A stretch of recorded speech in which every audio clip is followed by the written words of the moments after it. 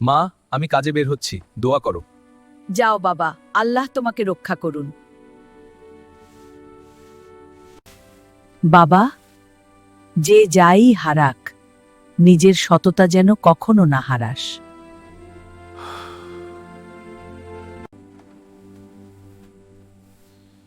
সুবহান আল্লাহ, এত সোনার মোহর, এত সম্পদ এখানে এলো থেকে। এই মোহর দিয়ে তো মায়ের চোখ ভালো করা যেত, কিন্তু না, অন্যের দুঃখে নিজের সুখ খোঁজা ঠিক হবে না। আমাকে এর মালিককে খুঁজে বের করতে হবে। একটি লাল রেশমি থলি পাওয়া গেছে।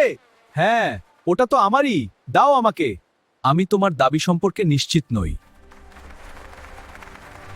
বাবা, তুমি কি কোনো থলির কথা বলছিলে? তাতে কি 10টি মোহর আর একটি বিশেষ সিলমোহর আছে? হ্যাঁ চাচা, আপনি সঠিক তথ্য দিয়েছেন, এটা আপনারই থলি। না চাচা যান, সততার বদলে আমি কোনো পারিশ্রমিক নিতে পারি না।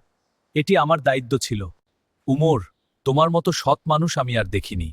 আমি চাই তুমি আমার ব্যবসায় দেখাশোনা করো এবং আমার কন্যার পানি গ্রহণ করো। আমি কৃতজ্ঞ, শেখ কাসেম।